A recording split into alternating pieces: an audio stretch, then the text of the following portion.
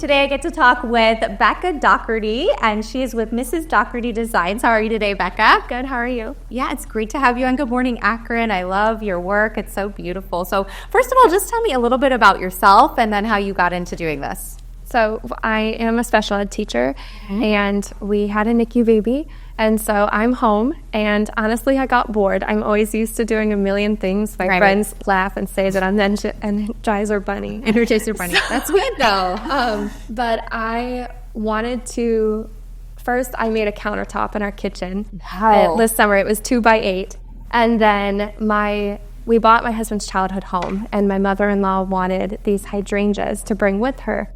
And I had to find a way, and I'm a person, if there's a will, there's a way, and I figured it out and found a way to preserve the hydrangeas in a cube like this. Oh my gosh. And that's amazing. I, through a lot of trial and error, began to figure it out and then found that there was a market for it and that it wasn't a service being offered to people.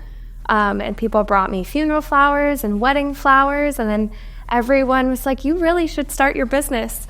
And so on Thanksgiving Day, I did. I made the decision on Thanksgiving Day. I filed for my LLC. I got my IEN on my birthday. Congratulations. So, thank you. It was meant to be. And then I am a WeddingWire and the knot vendor for flower preservation. So yeah, and there really is a market for it. I was telling you before that when I got married few years ago. No, it's quite a long time ago, but I did preserve my flowers, but they basically put them in like a special frame and dried them out, but they only made it like 10 years, and then they started falling apart and they didn't look good in the frame anymore, and I think I ended up just tossing it. And this is such a beautiful way to take flowers that you do want to keep. Maybe it's from a wedding, or like you said, it could be from a funeral or from another occasion that you want to save and preserve them. So go ahead and share some of your work. So when you do dry out the flowers in the way that I do not freeze dry them. I dry them in a specific way, and this is how they turn out. So this is actually a bride's bouquet that I worked on last week, and you could tell the flowers still look fresh. They don't look all wilted. Especially white. That's really impressive. That's why I brought you white, because it's the hardest one to preserve the color of. And then I set them in the epoxy resin through a process. And if the epoxy resin is colored instead of being clear like glass, then I add mica powder, like the stone, to it. Okay. And that's what gives it its color. And then the silicone mold gives it its shape. So this was a pumpkin jar that I made. That's super cute. And it's food safe. And then I've made wine stoppers and all different shapes. But one of the most popular items that I offer are these food safe trays. Yeah, that's beautiful. So you could actually like do a charcuterie tray on there, or put something on there, and that's totally food safe. That's beautiful. Yeah. I love that. And share about these over here then too. Yeah, so the bride that I worked with about a month ago, she wanted an L shape because of her new last name. Perfect. So I found a silicone mold that was an L shape and preserved her flowers in it, and then this is just another example of it.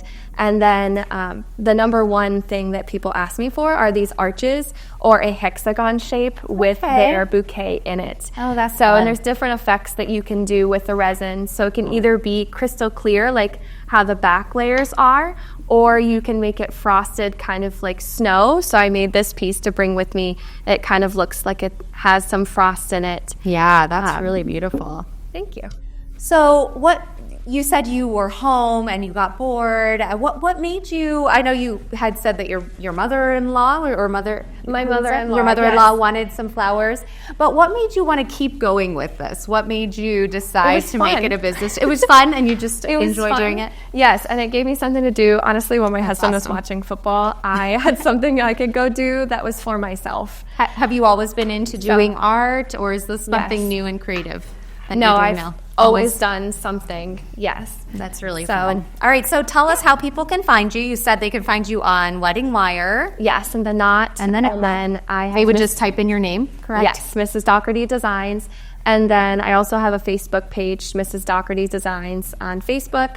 And all of my information's there, and they can call or email, FaceTime, Google Meet, whatever they need to do to reach out. Awesome. Okay, so as I was just thinking about this, if someone has recently gotten married and they still have their flowers, is this something they could still do, or is this something that you kind of need to prepare in advance and make sure that your flowers are in good shape? What does that look absolutely. like? So I had a friend that she brought me funeral flowers that had been in her attic for over a year. Oh my gosh. And so she brought them to me, and at that point they were completely dried out. I didn't need to completely dry them through the process that I do.